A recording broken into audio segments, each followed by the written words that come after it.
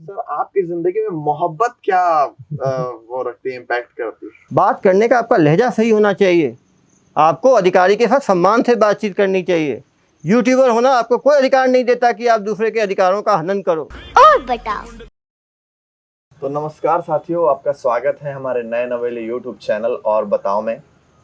और जैसा कि हमने आपको बताया है कि हमारे नए नवेले यूट्यूब चैनल में हम लगातार पॉडकास्ट लाते रहेंगे भारत देश की जानी मानी हस्तियों का। और आज हमारे पहले मेहमान हैं जिनकी शख्सियत किसी परिचय की मोहताज नहीं है, जिनके कार्यों पर भारत देश को वो गौरव है जिनका बखान मैं नहीं कर सकता। इनके काम करने का तरीका कड़क होने के साथ साथ बहुत ही खुश मिजाज भी है, और इसी खुश मिजाज अपने व्यवहार के चलते ये भारत देश के सबसे प्रसिद्ध आईपीएस अधिकारी हैं।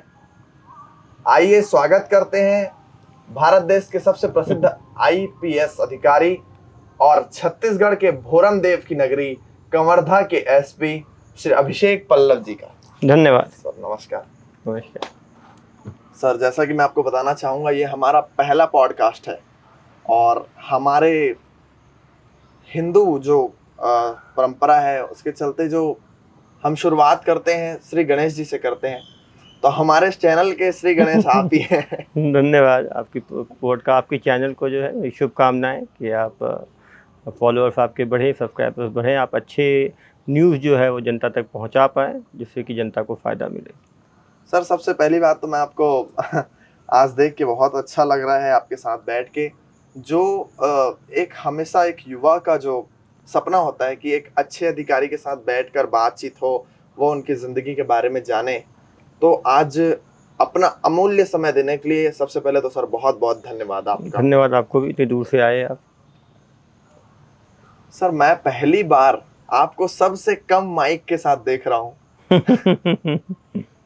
इससे पहले जब आप दुर्ग में थे मैंने आपके वीडियोस में देखा है, और जनता ने भी देखा होगा कि पूरे आपके शर्ट में यहाँ से लेकर यहाँ तक माइक हुआ करता था, और आपके प्रेस कॉन्फ्रेंस का तरीका तो पूरे भारत देश में प्रचलित है और बहुत ही ज़्यादा फेमस है। तो सर आप जब आप नए आपके शहर में हैं कवर्धा में, तो आपको कैसा लग रहा है? और निश्चित रूप से हर जगह का अपना चैलेंज होता है। कवर्धा भी धर्मनगरी है, यहाँ भी 2 विधानसभा सीटें हैं, 7.5 लाख की आबादी है, यहाँ भी नक्सल क्षेत्र भी है, नेशनल हाईवे भी जाता है, तो अलग अलग तरह के अपराध होते हैं यहाँ पर। जो है प्रिमिटिव ट्राइबल्स भी हैं जो कि 60,000 से 70,000 की संख्या है। बैगा ट्राइबल्स, निश्चित रूप से काम करने के लिए काफ़ी स्कोप है।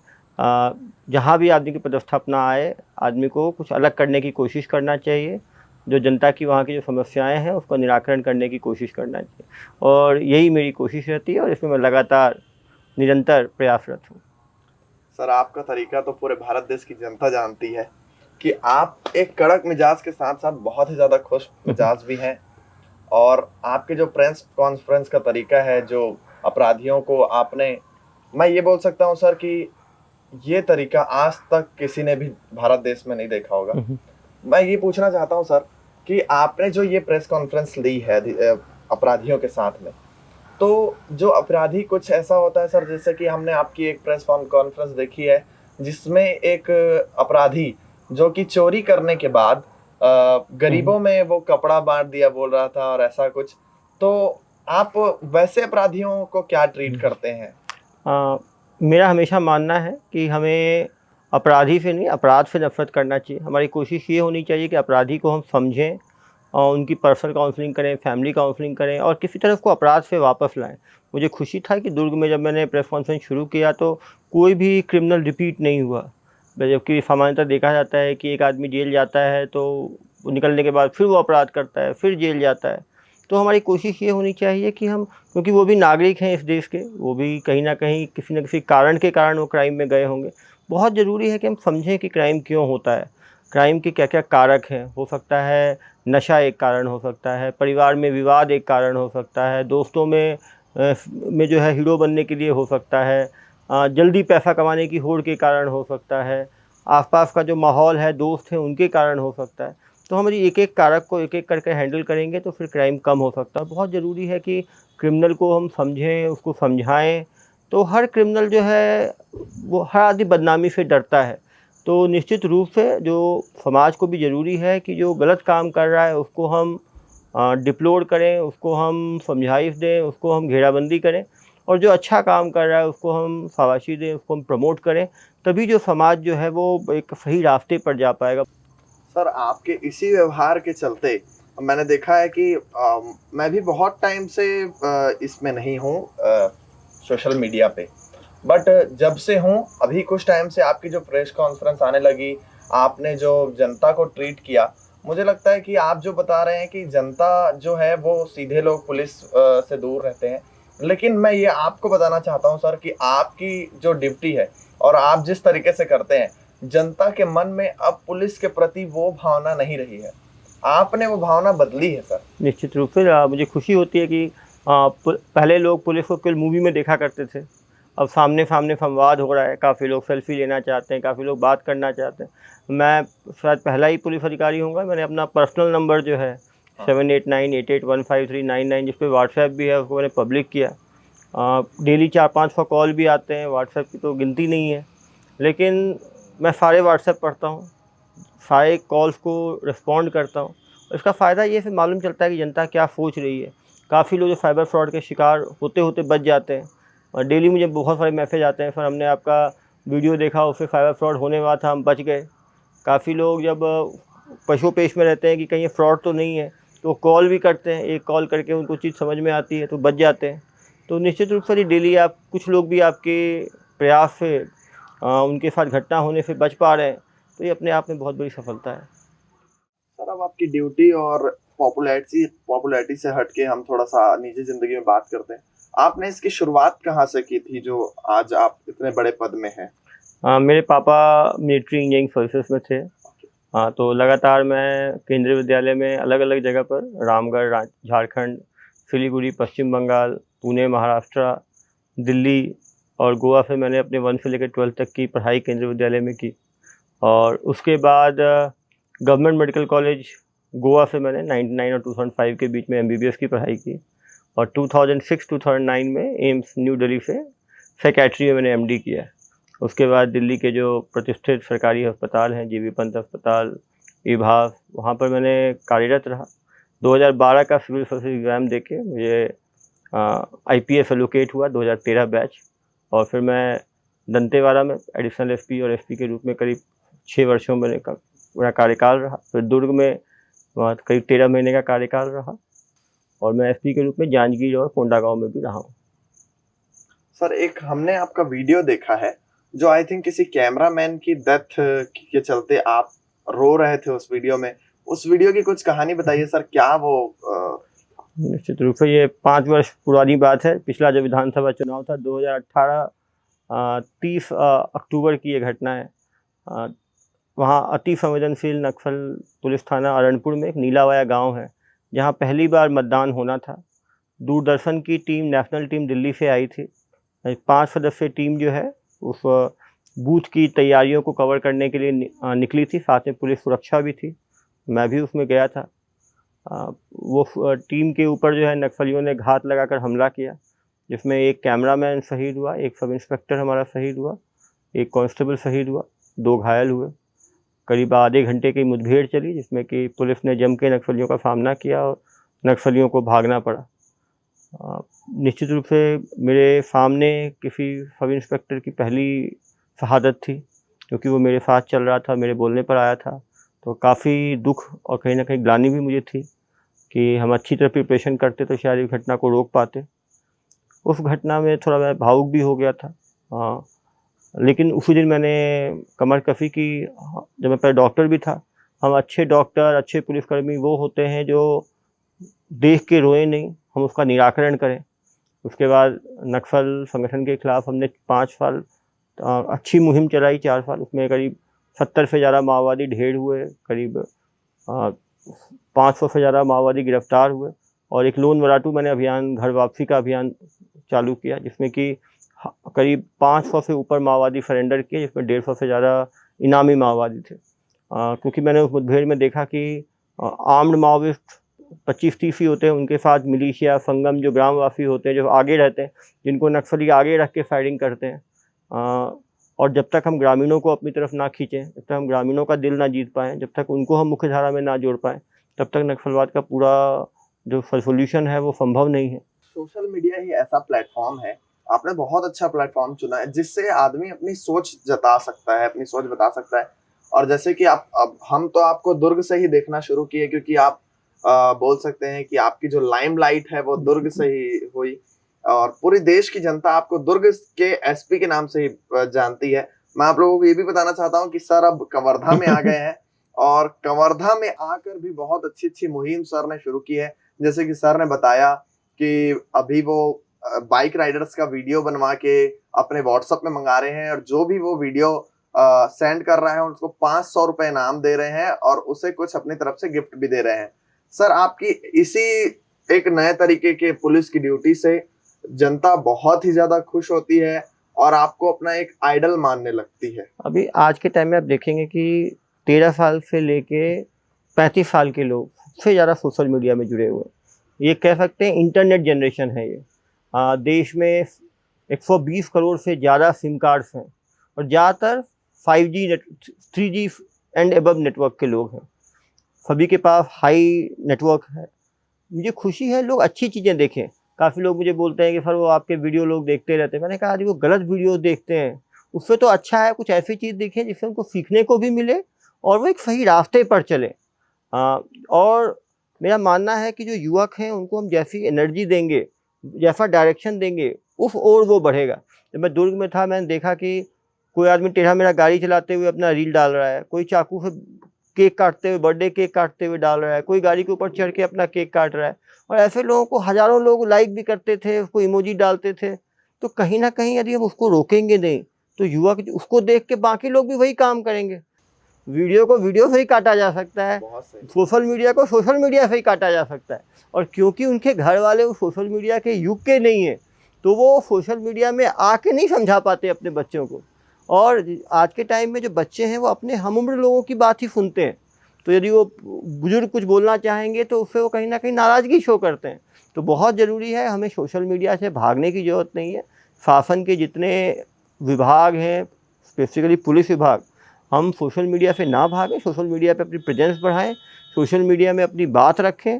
जो सोशल मीडिया इन्फ्लुएंसर्स हैं, जो सोशल मीडिया के लोग हैं, उनके संपर्क में रहें और हम अपनी बात बहुत दमदारी के साथ सोशल मीडिया पे रखें। क्योंकि इंटरनेट और टेक्नोलॉजी ये रियलिटी है, ये बढ़ेगा ही, अब कम नहीं होगा। टेक्नोलॉजी में हमेशा नए इनोवेशंस होंगे। ये 3G से 4G आया, 5G आया, 6, 7, 10 कहाँ तक जाएगा हम जानते नहीं हैं। तो बहुत ज़रूरी है कि जो आदमी जिस भाषा में समझे उसको हम उसी भाषा में समझाएं। और ये रियलिटी है कि आज के युवक सोशल मीडिया की भाषा समझते हैं, सोशल मीडिया से इन्फ्लुएंस होते हैं और सोशल मीडिया उनकी ज़िंदगी का पार्ट है। हम कितना भी मना कर दें, कोई आदमी बिना घड़ी के हो सकता है, कोई आदमी अपना बनियान पहनना भूल जाए, कोई आदमी जूते पहनने भूल जाए, बेल्ट लगाना भूल जाए, लेकिन कोई भी आदमी मोबाइल अपना नहीं भूलता है। और ऐसा कोई भी आदमी आप, और मोबाइल एक की जगह 2 हो सकता है लेकिन 0 नहीं मिलेगा आपको। तो ये एक रियलिटी है जिसे हमें एक्सेप्ट करना पड़ेगा और हमें यूथ को सोशल मीडिया की माध्यम से चीज़ें बतानी पड़ेंगी। और हम यदि अच्छी चीज़ें डालते हैं और उसको करोड़ों लोग व्यू करके लाइक करते हैं और तो वो यदि कोई आदमी गलत कर रहा है उसको हम उस तरह से प्रेजेंट करते हैं तो उसको थोड़ी शर्म आएगी, उसके आसपास के लोग उसको अप्रूव नहीं करेंगे तो वो खुद उस चीज़ को छोड़ेगा। सर कहीं ना कहीं ये चीज़ अगर अच्छा कर रही है तो थोड़ा सा बुरा इम्पैक्ट भी डाल रही है। इससे पहले आपने बस्तर में ड्यूटी निभाई है। मैं अभी हाल ही में आई थिंक 5-6 दिन हुआ होगा, एक किसी लड़की का वीडियो था जो वो अपने मम्मी पापा से नाराज होके चित्रकूट के ऊपर से उन्होंने छलांग लगा दी। पता चला आई थिंक शायद वो बच गई हैं, बच गई हैं। मोबाइल नहीं दिया। जब मैं भैया आपको समझा रहा हूँ, तरीका संवाद होना चाहिए, तरीका एनफोर्समेंट नहीं होना चाहिए। कहीं ना कहीं घर वाले नए यूथ की जो मैं बता रहा हूँ उनकी भावनाओं को समझ नहीं पा रहे। यदि कोई व्यक्ति 10 साल लगातार मोबाइल यूज़ करता है, यदि एक दिन मैं उसको बोलूँ कि आप मोबाइल यूज़ ना करें, क्या वो संभव है? ये वैसे ही है, मोबाइल भी एक नशा है। वैसे ही है जैसे लोग टोबैको का नशा करते हैं, शराब का नशा करते हैं। जो आदमी शराब 10 साल पीता है उसको आज हम बोलेंगे कि हम शराब बंद कर दो, नहीं बंद कर पाएगा।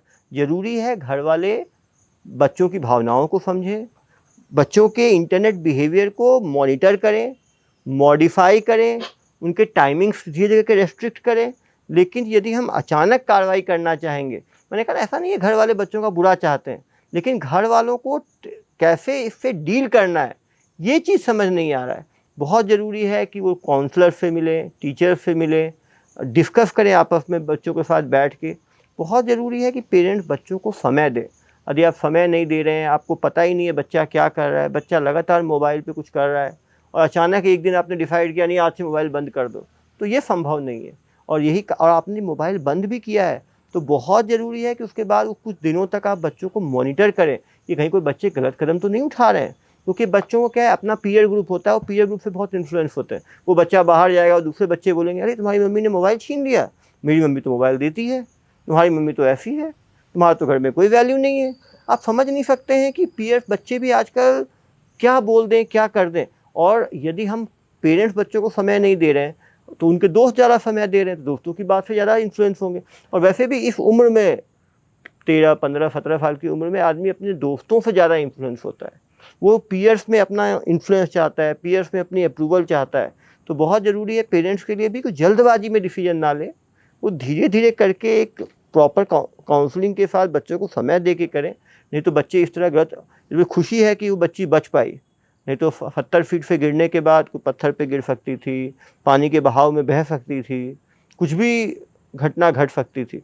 और ये लगातार हो रहा है। हम बच्चों के ऑनलाइन बिहेवियर पर नज़र नहीं रखते हैं, बच्चे पोर्नोग्राफी देख रहे हैं, बच्चे जो हैं वो उस तरह के इम्प्लिसिट एक दूसरे के साथ जो है अपने प्राइवेट फ़ोटोज़ वीडियो शेयर कर रहे हैं।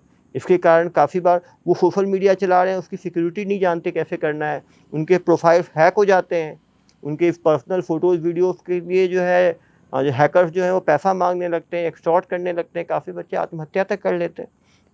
तो बहुत ज़रूरी है कि जैसे हम गाड़ी चलाना सीखते हैं तो उसके पहले लाइसेंस मिलता है हमें, गाड़ी चलाना सीखना हमें आना चाहिए। जी जी। वैसे ही सोशल मीडिया यूज़ करने के पहले भी कुछ लाइसेंस होना चाहिए कि आप सोशल मीडिया यदि आप इंस्टाग्राम चला रहे हैं तो इंस्टाग्राम के सारे सिक्योरिटी फीचर्स आपको पता है कि नहीं पता है, उसमें 2 फैक्टर ऑथराइजेशन कैसे होता है वो आपने ऑन किया है कि नहीं किया है, आपने प्रोफाइल पासवर्ड आपने स्ट्रॉन्ग रखा है कि नहीं रखा है, उसमें आपने अपने बहुत ज़्यादा पर्सनल पिक्चर्स तो नहीं रखे हुए।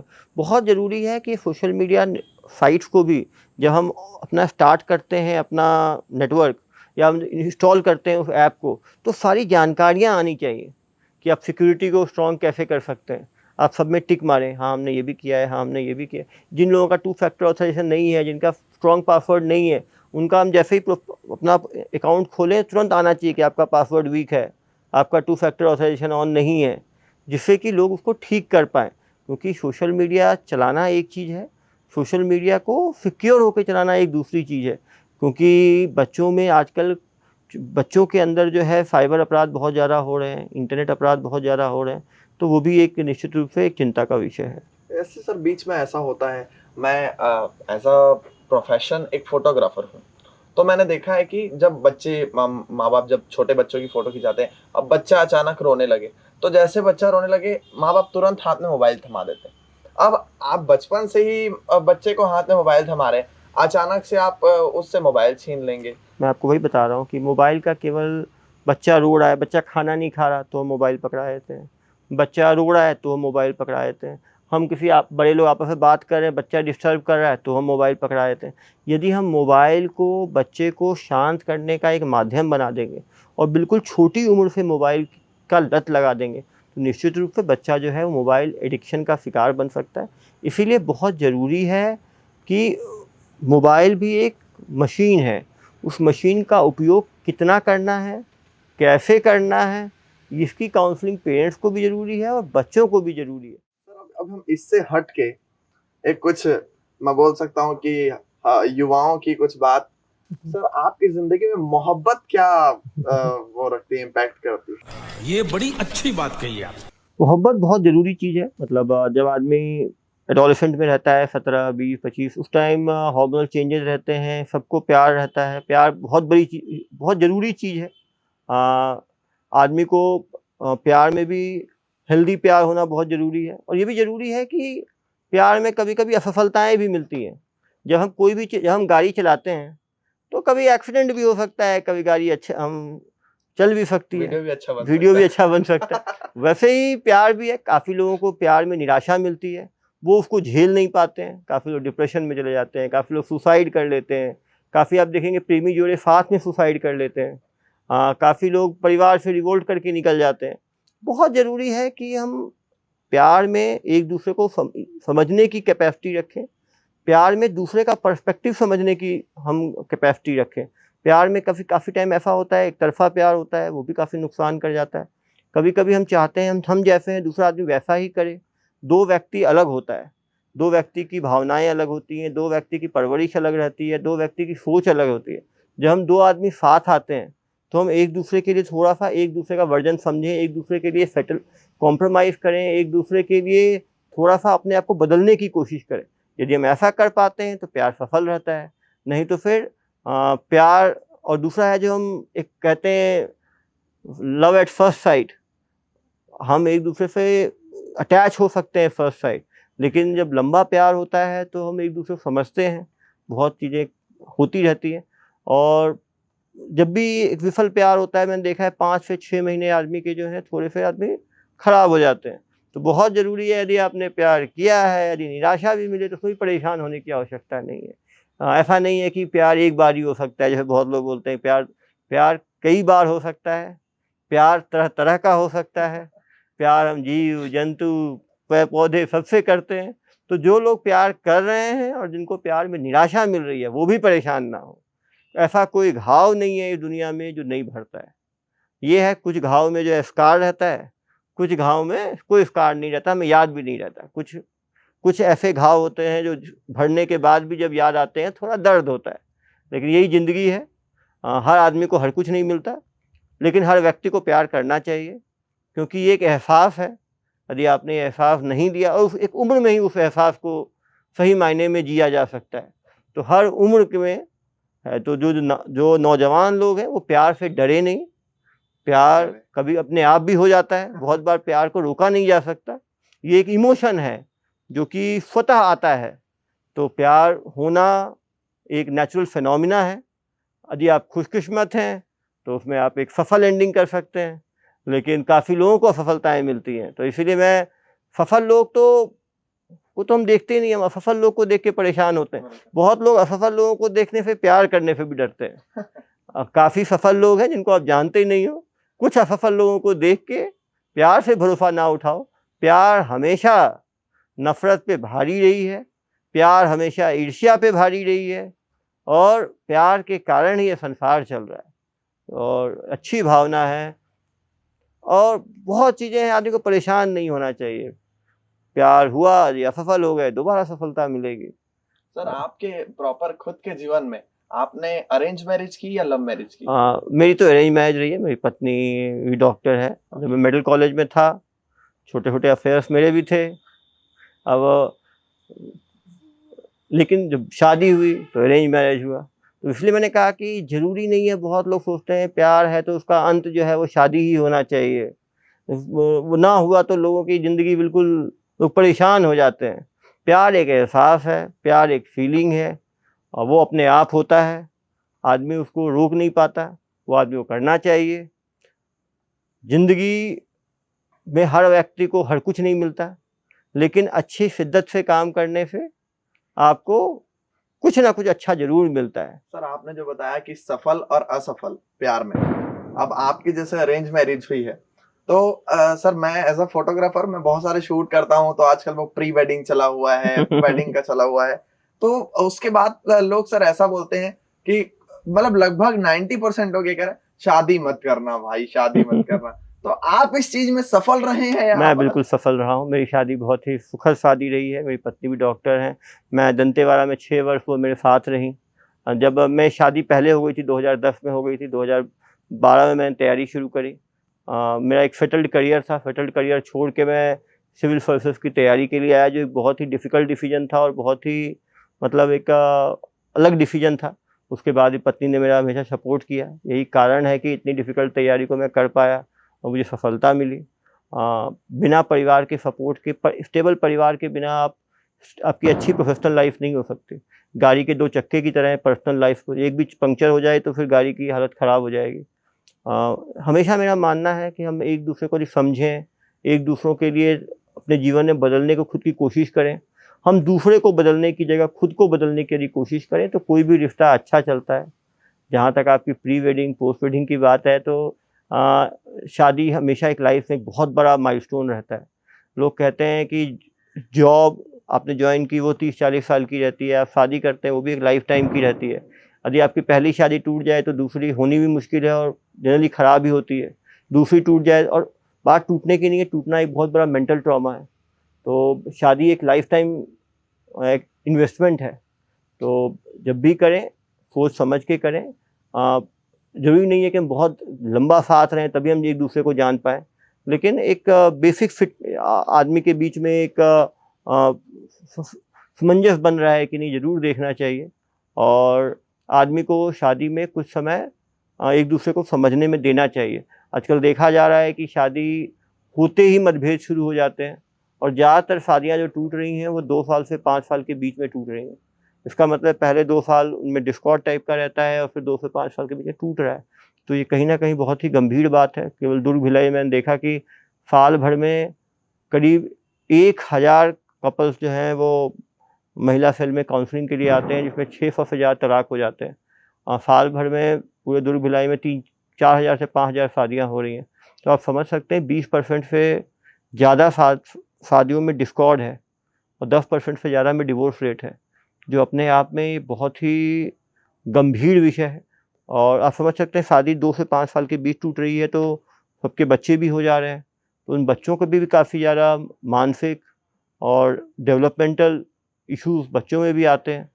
तो निश्चित रूप से हम प्यार करें, प्यार अच्छी चीज़ है, लेकिन प्यार एक एब्रप्ट इमोशन है जो कि तुरंत उछाल लेता है। बहुत ज़रूरी है कि हम कुछ समय बाद अपने परिवार, जो इसमें कि आप केवल आप और आपकी पत्नी नहीं है, बच्चे भी हैं, आपके इन-लॉज भी हैं, आपके पेरेंट्स भी हैं, सबकी, क्योंकि एक शादी टूटने पे केवल एक पति पत्नी को नुकसान नहीं होता, बच्चे को नुकसान होता है, इन-लॉज को होता है, पेरेंट्स को होता है, सब परेशान होते हैं। तो कहीं ना कहीं हमें डिसीजन सोच समझ के लेना चाहिए और फिर सोच समझ के जो है उसको अच्छी तरह निभाना चाहिए। सर अभी ऐसा चल रहा है, बहुत सारी जगह मैंने देखा है कि जैसे आप बता रहे हैं कि जल्दी ही शादी होने के बाद जल्दी टूटने लगती है। मैंने बताया कि आप मोहब्बत की जो बात की थी मैंने, घर वाले कई बार ऐसा होता है कि या तो हो सकता है कि लड़के के घर वाले या लड़की के घर वाले, वो आजकल जो युवा पीढ़ी है उनकी भावनाओं को कई बार नहीं समझ पाते हैं। ऐसा होता है कि माँ बाप तो हमेशा एक अच्छी सोच के साथ ही बच्चे के साथ चलते हैं, बट अब जो युग बदल रहा है तो उसमें युवा पीढ़ी की सोच भी बदल रही है। लेकिन वहां पर दिक्कत ये हो जाती है कि कई बार जाति बीच में आ जाती है, कई बार उम्र बीच में आ जाती है, कई बार और भी चीजें बीच में आ जाती है। तो उस पे आपका क्या कहना है? देखिए, मेरा कहना ये है कि यदि हम बालक और बालिका जो शादी कर रहे हैं वो यदि आपस में सुदृढ़ रहें, घर वालों को चीज़ों को समझाएं, तो हो सकता है घर वाले कुछ दिनों के लिए नाराज़ रहें, 6 महीने 1 साल, लेकिन उस बात को समझते हैं और फिर वो लोग खुद साथ में आते हैं। बहुत ज़रूरी है कि हमारा बिहेवियर अच्छा हो, हम उनको रिस्पेक्ट दें, बड़ों को रिगार्ड दें, उनको चीज़ों को समझाने की कोशिश करें। क्योंकि जो आप ये देखेंगे, डेटा ये दिखाता है कि जितने लव मैरिज टूट रहे हैं उतने अरेंज मैरिज भी टूट रहे हैं। ये बात नहीं है कि लव मैरिज में टूटने वालों की संख्या अरेंज मैरिज से कोई बहुत ज़्यादा हो, दोनों करीब करीब समांतर है। अरेंज मैरिज तो कास्ट में होते हैं, घर वालों की स्वेच्छा से होते हैं, मिलजुल के होते हैं, उसमें भी शादियाँ टूट रही हैं। तो कहीं ना कहीं हम गलतियाँ ऊपर शिफ्ट कर रहे हैं। यदि पुरुष और महिला जिनकी शादी हुई है वो एक दूसरे को समझें, एक दूसरे की भावनाओं की कद्र करें, एक दूसरे को लेके चलें, अपनी भावनाएं अपने एल्डर्स को बताएं। क्योंकि ऐसा है कि पेरेंट्स अभी 2G जनरेशन के लोग हैं, अभी 3G आ गया है, 4G आ गया, जनरेशन बदलता रहेगा। हमेशा उनकी सोच और हमारी सोच में अंतर है। समाज बहुत तेज़ी से ट्रांजिशन के फेज में है। तो इसीलिए जो घर वाले बच्चों को जो अच्छा समझते हैं वो कहते हैं, जो उन्होंने अपने समय देखा था। लेकिन अब निश्चित रूप से समाज बदल रहा है। बहुत ज़रूरी है कि बच्चे भी एक इफ़ेक्टिव कम्युनिकेशन बहुत ज़रूरी है कि हम अपनी बात अपने घर वालों को कैसे बताएं। हम इस तरह से बताएं कि उनके बहुत ज़्यादा उनके सम्मान, उनकी भावनाओं को ठेस ना पहुँचे। बाकी मैंने इंटरकास्ट मैरिज भी सफलता के साथ चलते हुए देखा है, इंटर स्टेट मैरिज भी देखा है। हाँ, ये है कि जितना ज़्यादा कल्चर का डिफरेंस हो उतना ज़्यादा पुरुष और महिला में अपने आप को समय देने की ज़्यादा ज़रूरत है और एक दूसरे को ज़्यादा संवाद की आवश्यकता है। तो आपकी लाइफ में आपकी वाइफ का क्या इम्पैक्ट है, और कोई ऐसी कोई कहानी एक आपको जो याद हो कि आपको ऐसा लगे कि अगर ये ना होती तो फिर मेरा लाइफ निश्चित रूप से मेरी पत्नी का बहुत बड़ा योगदान है। मैं बताया मैंने 2010 में मेरी शादी हुई, 2012 में मैंने तैयारी स्टार्ट करी और बहुत बड़ा डिफ़िकल्ट डिसीजन था क्योंकि मैं एक स्टेबल करियर में था, MBBS MD मैंने कर रखा था। मेरी शादी हुई थी तो पत्नी ने सोचा होगा कि डॉक्टर की शादी हो रही है, हम साथ में डॉक्टरी साथ में मेडिकल प्रैक्टिस करेंगे। एक अलग डिसीजन, वो भी डिफ़िकल्ट तैयारी थी। 2012 में मेरी वाइफ प्रेग्नेंट भी हो गई, उसकी भी तैयारी भी चल रही थी, तब भी काफ़ी उसने साथ दिया। एक बार मेरा पहला अटेम्प्ट मैंने दिया, इंटरव्यू में नंबर कम थे, जिसके कारण मैं फर्स्ट टाइम में नहीं हो पाया, तब पत्नी ने सपोर्ट किया। मेरा बेटा लेट बोला, 2.5 साल की उम्र में बोलना शुरू किया, तो काफ़ी हम लोग डरे हुए थे। काफ़ी लोगों ने बोला कि कहीं कुछ इसको कमी तो नहीं है। पत्नी ने बच्चे के साथ बहुत टाइम दिया। मैं उस टाइम ट्रेनिंग में गया हुआ था नेशनल पुलिस अकेडमी में। पत्नी ने बच्चे को अच्छी तरह देखा। उसके बाद यहाँ आने का दंतेवाड़ा मेरी पोस्टिंग हुई। यहाँ के स्कूल में की वहाँ अच्छे स्कूल्स की उतनी सुविधा नहीं थी, अच्छी हेल्थ फैसिलिटी नहीं थी। उसके बाद भी वो साथ में गई, जब भी कोई ऊपर नीचे हुआ सपोर्ट किया उसने। अभी जो दुर्ग में मेरी पोस्टिंग, दुर्ग से अचानक वर्धा आई, तो एक शौक की तरह था कि अचानक 12-13 महीने ही हुए थे मेरे। लेकिन बहुत, मैंने कहा बहुत ज़रूरी है कि आपकी फैमिली में आप चीज़ों को बता पाएँ, फैमिली आपको सपोर्ट करे, नहीं तो आप ज़िंदगी में बड़ी चीज़ें कर नहीं पाएंगे। क्योंकि यदि आप घर से परेशान रहेंगे तो प्रोफेशनल लाइफ आपकी कहीं ना कहीं इम्पैक्ट होगी। 2 चक्के की तरह है, एक चक्का यदि आपका गड़बड़ा गया, दूसरे चक्के के ऊपर गाड़ी के ऊपर डोल डाल हो जाएगी गाड़ी आपकी। इसीलिए ज़िंदगी में बहुत कुछ अपने हाथ में नहीं होता। आपकी शादी कैसे हुई, आपकी जॉब कैसा हुआ, इसीलिए हम भगवान को हमेशा मानते हैं कि हम खुशकिस्मत होते हैं कि अच्छे लोगों का हमें साथ मिलता है। लेकिन हमें भी अपनी तरफ से कोशिश करनी चाहिए कि हम दूसरे की भावनाओं को समझें, दूसरों को साथ लेके चलें और कुछ भी ऐसा ना करें कि परिवार में डिस्कॉर्ड आए। जब भी हम शादी करें हमें मान के चलें कि ये हमारी पहली शादी है, अंतिम शादी रहे, इसको हमें चलाना है, अच्छी तरह करना है। लेकिन उसमें भी मेरा मानना है कि यदि शादी इस लेवल पर आ जाए कि आदमी साथ रह ही ना पाए, पूरे टाइम हम लड़ रहे हैं, पूरे टाइम परेशान हो रहे हैं, तो कुछ गलत कदम उठाएं। उससे अच्छा है कि हम पीसफुली, म्यूचुअली हम अलग हो जाएं और हम नए रास्ते देखें। किसी भी ट्रबल रिलेशनशिप में रह के बहुत कोई फ़ायदा नहीं होता। हमें रिलेशनशिप बचाने की कोशिश करनी चाहिए, लेकिन एक बार पॉइंट ऑफ नो रिटर्न आने पे हमें अपने नए रास्ते ज़रूर देखने चाहिए। सर, आज आप एक बहुत ही सक्सेस पोजीशन पे हैं, और आपने जैसे बताया कि आप सब उससे पहले डॉक्टर थे, अब आप एक IPS अधिकारी हैं। तो आप MBBS डॉक्टर थे, वो भी बहुत बड़ा पद था। आज एक IPS अधिकारी हैं, तो भी एक बहुत बड़ा पद है। उसके साथ साथ एक पति और पिता की भी आप भूमिका निभा रहे हैं। तो आपको दिन भर में, मैं ये सोचता हूँ मेरे दिमाग में, अब घर पे हम ये सोच रहे थे कि सर का इंटरव्यू लेना है। बाप रे सर, आप इतनी सारी भूमिका निभा कैसे पाते हैं? कई बार आप अचानक से गुस्से में होते हैं, जो मतलब आप जो अपराधियों को सजा देने के लिए कई बार आप गुस्से में आ जाते हैं। उसके बाद आप एक बहुत ज्यादा खुश मिजाज भी हैं, जो हमने आपका तरीका देखा हुआ है, वो क्या? मैं हमेशा कहना है कि मल्टीटास्किंग आज के दिन में बहुत ज़रूरी है। टाइम प्लानिंग बहुत ज़रूरी है। जब भी हम किसी के साथ रहें, क्वालिटी टाइम दे पाएँ। बहुत ज़रूरी है कि हम एक जगह के इमोशंस को हम दूसरी जगह लेके ना जाएँ। बहुत लोग होता है घर का गुस्सा अपने ऑफ़िस ले गए, तो ऑफ़िस में गुस्सा किया, या ऑफ़िस में कुछ गड़बड़ हुआ तो उसको घर लेकर आ गए। आज के दिन में बहुत ज़रूरी है कि हमें कंपार्टमेंटलाइज़ टाइप की चीज़ें हमें रखनी ही पड़ेंगी कि यदि हमें लाइफ़ में अच्छा करना है। बहुत ज़रूरी है कि हम उत्तेजित ना हों, विचलित ना हों। हम चीज़ों को एक सॉल्यूशन ओरिएंटेड, हम हर चीज़ को प्रॉब्लम को सॉल्व करें। हर आदमी के दिन में सुबह से शाम तक काफ़ी चीज़ें होंगी। हमें देखना पड़ेगा कि यदि उस चीज़ों से हम इरिटेट ना हों, यदि कोई चीज़ हमारे हिसाब से नहीं हो रहा है तो हम उसको कैसे कर पाएँ। हमें बहुत ज़रूरी है कि हमारे जो एम्प्लॉई हैं उसको हम इफ़ेक्टिवली चीज़ों को बता पाएँ। हम कभी-कभी ठीक से बता नहीं पाते हैं तो वो कुछ और कराते हैं, तो हम तुरंत नाराज़ हो जाते हैं। तो फिर वो आदमी डर से हमसे ठीक से अभी पूछ भी नहीं पाता है, चीज़ें और गड़बड़ाती हैं। तो बहुत ज़रूरी है कि हम अपने मैन पावर को समझें, उनके स्ट्रेंथ्स को समझें, उनके वीकनेस को। आज के दिन में कोई भी अधिकारी हो, कहीं न कहीं वो अच्छा लीडर होना बहुत ज़रूरी है, अच्छा मैनेजर होना बहुत ज़रूरी है, जो कि मैनेज कर पाए चीज़ों को।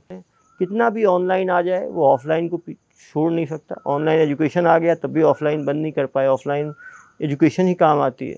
कितनी ऑनलाइन फार्मेसी आ गई, दवा के दुकान बंद नहीं हुए।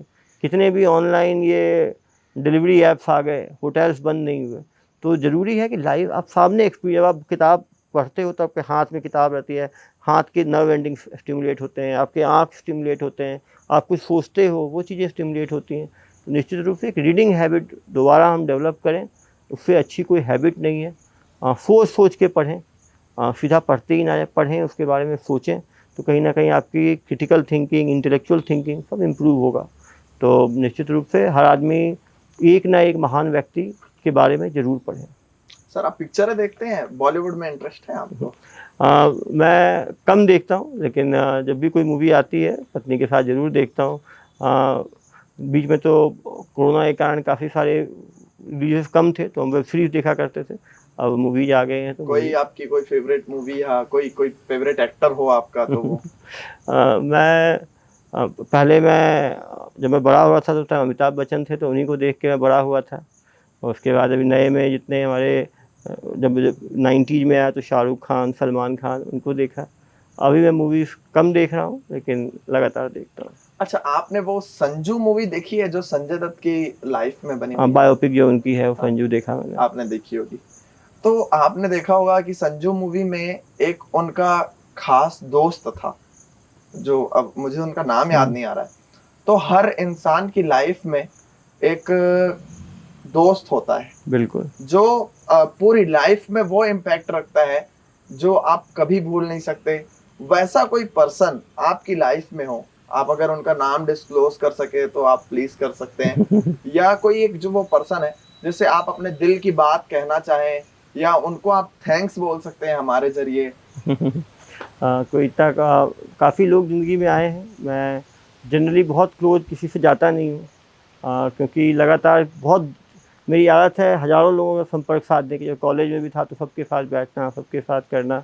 लेकिन निश्चित आपने कहा कि यदि हमारे साथ 2-3 व्यक्ति हमेशा होने चाहिए जिससे हम अपने दिल की बात रख पाएँ। आज इंटरनेट के युग में हम सुपरफिशियल, वर्चुअल हज़ारों लाखों फ्रेंड्स हमारे रहते हैं, लेकिन ये ज़रूरत पड़ती है तो कोई सामने नहीं आ पाता। निश्चित रूप से कम 3-4 अपने को क्लोज फ्रेंड्स रखने चाहिए। एक क्लोज फ्रेंड रखने से नुकसान ये होता है कि कहीं उसका कुछ देहांत हो गया, कहीं उसको कुछ बीमारी हो गई, कहीं वो बाहर चला गया, धोखा दे दिया तो फिर आदमी जो है वो परेशान हो जाता है। इसलिए सिंगल डिपेंडेंस से बचना चाहिए आदमी को, कम से कम 2-3 क्लोज फ्रेंड्स। फिर भी सर एक तो कोई वो पर्सन होता है जिससे हमको ऐसा लगता है, कई बार ऐसा होता है कि आप भी अधिकारी हैं लेकिन कहीं ना कहीं से एक इंसान भी है। तो एक मोमेंट ऐसा आता है जब आदमी सब चीजें छोड़ने का मन करता है, तब वो एक पर्सन कोई आपको याद हो तो आप बताइए। कि अलग अलग फेज में रहे, स्कूल में अलग रहे, कॉलेज में अलग रहे। मेरे साथ ये भी प्रॉब्लम रहा कि मैं 12 साल में मैंने 7 स्कूल देख लिए। 7 स्कूल? रामगढ़ से लेके सिलीगुड़ी से लेके पुणे, दिल्ली, गोवा। इसके कारण क्या हुआ कि दोस्त अचानक बदलते गए, तो इससे फ़ायदा भी हुआ, नुकसान भी हुआ। फ़ायदा ये हुआ कि अलग अलग राज्य की अलग अलग कल्चर को समझना। ट्रांसफ़र मेरे लिए कुछ नया नहीं है, क्योंकि स्कूल में भी हम 1.5 साल में बदल जाते थे, तो यहाँ भी ट्रांसफरेबल जॉब रहा। तो मतलब 6 महीने, 1 साल, 1.5 साल। तो इसीलिए नए लोगों से दोस्ती बनाना, नए लोगों के साथ मिलना, नए लोगों के साथ घुल पाना, यही कारण है कि मैं बहुत क्लोज किसी के साथ नहीं रह पाऊँगा। तो बताना मुश्किल है, लेकिन हाँ, लोगों को बनाना चाहिए। अच्छे दोस्त बहुत काम आते हैं। सर अब अभी तक हमने आपकी ज़िंदगी के बारे में बहुत सारी बात करी। अच्छा, मुझे एक एक्सपीरियंस लेना था सर, मैं पर्सनली वो एक्सपीरियंस लेना चाहता हूँ। जो आप प्रेस कॉन्फ्रेंस बैठाते थे, तो जब वो अपने जो अपराधी आते थे वो आपके पीछे खड़े होते थे और वो लोग, आप उनको उस तरीके से ट्रीट करते हैं, तो मैं चाहता हूँ एक हमारी कुछ ऐसी बातचीत हो। मान के चलो मैं एक मीडिया कर्मी या मैं एक यूट्यूबर हूँ और आपसे कुछ ऐसा सवाल पूछ दिया जिससे आपको गुस्सा आ गया और आप मुझे वो ट्रीट कर रहे हैं, एक गुस्से में आप मुझसे जो बात करेंगे उस पे आप कैसे मुझे ट्रीट करेंगे? रुको जरा, सब्र करो। अरे भाई, कैसे करते हो तुम? बात करने का आपका लहजा सही होना चाहिए। आपको अधिकारी के साथ सम्मान से बातचीत करनी चाहिए। यूट्यूबर होना आपको कोई अधिकार नहीं देता कि आप दूसरे के अधिकारों का हनन करो। मैं आपको अंतिम चेतावनी दे रहा हूँ, संभल जाओ, ठीक से बात करना सीखो, अन्यथा बहुत पछताओगे।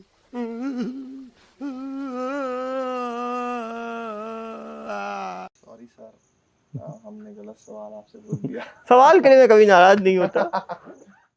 सर अभी तो आप बहुत बड़े पद में हैं और मैं ये अभी देख रहा हूँ, अभी तो नहीं काफ़ी टाइम से ये चीज़ हो रहा है कि जो हमारी एज के हमारी जो जनरेशन है उसमें लोग बहुत जल्दी फैसला ले लेते हैं। कई बार क्या होता है कि वो किसी चीज़ में फेल हो गए, हो सकता है कि वो एग्ज़ाम में फेल हो गए, हो सकता है कि वो लव में फेल हो गए, तो उसी चीज़ का रिएक्शन वो बहुत तुरंत हो जाता है। कई बार वो आत्महत्या कर लेते हैं, कई बार ऐसा होता है कि वो घर वालों को नुकसान पहुंचाते हैं। अभी हमने वो दिल्ली वाला जो केस देखा जिसमें लड़के ने लड़की को चाकुओं से मार दिया, तो इस चीज़ में वो कंट्रोल कैसे कर सकते हैं आपके क्या हिसाब है, फेलियर जो है उसके बाद साइकोलॉजिकली बहुत सारे स्टेजेज होते हैं। पहला स्टेज होता है डिनायल का, नहीं ये मेरे साथ नहीं हो सकता, मैं फेल नहीं हुआ हूँ। उसके बाद एंगर का फेज आता है, अरे मैं क्यों हो गया, मैं दूसरे भी तो नहीं पढ़े थे वो तो पास हो गए, मैं ही क्यों हुआ। एक एंगर का फेज आता है। एंगर के बाद जो है आदमी थोड़ा डिप्रेशन में जाता है। डिप्रेशन के बाद आदमी वो एक्सेप्टेंस में आता है कि हाँ ठीक है, मैं फेल हो गया, मैं और मेहनत करूँगा। तो बहुत ज़रूरी है कि इस चारों फेजेज में घर वाले हों, आसपास के दोस्त हों, वो आदमी को कैरी फॉरवर्ड करे और आदमी किसी एक स्टेज में ही फंसा ना रह जाए। काफ़ी लोग डिनायल में फंसे रह जाते हैं, कभी लोग एंगर में फंसे रह जाते हैं, कभी डिप्रेशन में रह जाते हैं। बहुत ज़रूरी है कि हम जो लोग बाकी फ़ेल हुए हैं उनसे बात करें, उनके एक्सपीरियंसेस लें। हम जो लोग हमारे अच्छा चाहते हैं उनके साथ बैठें। उस टाइम हम बहुत ज़्यादा लोगों की क्रिटिकल रिमार्क पे रिस्पॉन्ड ना करें। यदि हमें लगता है कि हम सोशल मीडिया से परेशान हो रहे हैं तो उस टाइम कुछ समय के लिए हम सोशल मीडिया को बंद कर सकते हैं। उस टाइम यदि हम जो है कुछ रिक्रिएशनल हैबिट्स रखें, हम उस टाइम स्पोर्ट्स में अपने आप को, म्यूजिक हो गया, ड्रामा हो गया, कुछ ना कुछ रिक्रिएशनल हैबिट्स हों, कुछ स्ट्रेस रिलीविंग चीज़ें हों, हम योगा कर सकते हैं, एरोबिक्स कर सकते हैं, फिटनेस कर सकते, ध्यान दे सकते हैं, हम रीडिंग हैबिट्स डेवलप कर सकते हैं, हम थोड़े धर्म की तरफ अपनी रीडिंग बढ़ा सकते हैं। बहुत ज़रूरी है कि कुछ ना कुछ स्ट्रेस बस्टिंग मेथड्स जो है हर आदमी के साथ होना चाहिए। यदि नहीं है तो निश्चित रूप से कभी कभी, और बहुत ज़रूरी है यदि आपके परिवार में किसी ने आत्महत्या की हो, परिवार में कोई मेंटली इल हो, तो हमें और सतर्क रहने की ज़रूरत है। इसीलिए बहुत ज़रूरी है कि युवा जो है नशे से दूर रहे, क्योंकि जो नशा है उसमें जो लोग नशा करते हैं उनको फेलियर होता है। तो नशे में डिप्रेशन होने के चांसेस बहुत ज़्यादा हैं, नशे में आत्महत्या करने के चांसेस बहुत ज़्यादा हैं। इसीलिए जो युवा वर्ग है वो गांजे से, शराब से, तंबाकू से दूर रहें, एक स्वस्थ जीवन शैली का उपयोग करें। ये इनको लॉन्ग टर्म में ज़रूर फ़ायदा करेगा।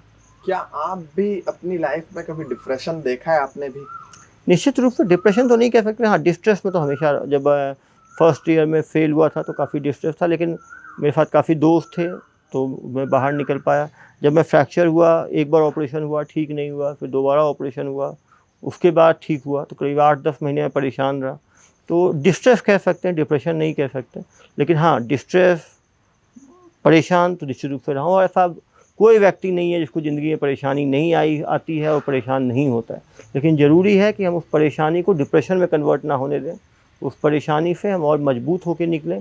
उस परेशानी वाला जो समय है उसका सदुपयोग करने की कोशिश करें और उस खाली समय को हम और पॉजिटिवली यूज़ करें, कुछ नए स्किल्स सीखें, कुछ नए अच्छे हैबिट्स सीखें जो हमें लॉन्ग टर्म में काम आए। सर बहुत अच्छा लगा आपसे बात करके, हमने आपका बहुत समय भी ले लिया। सर ये हमारा नया यूट्यूब चैनल है, तो आप हमारे चैनल के लिए क्या बोलना? क्या नाम है आपके चैनल का? हमारे चैनल का नाम है सर और बताओ।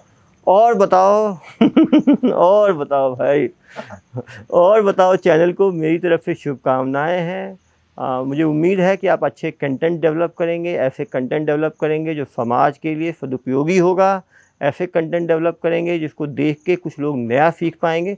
बहुत ज़रूरी है कंटेंट एंटरटेनिंग भी हो, कंटेंट रेलेवेंट भी हो, कंटेंट लोगों को छूने वाला भी हो, कंटेंट इंटरेस्टिंग भी हो, और साथ में कंटेंट कुछ पॉजिटिव मैसेज भी देने वाला हो जो समाज के लिए फ़ायदा हो। निश्चित रूप से आपकी जो आपकी यूथ टीम है उसको भी मैं शुभकामनाएँ दूंगा कि आप लोग अच्छे एनर्जी से काम करें। सेल्फ एंटरप्रेन्योरशिप बहुत ज़रूरी है।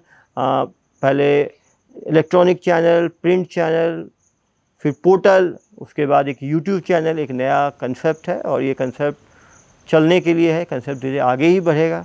तो आप लोगों को ये यंग एंटरप्रेन्योरशिप स्टार्टअप के लिए मेरी तरफ से बहुत बहुत शुभकामनाएं।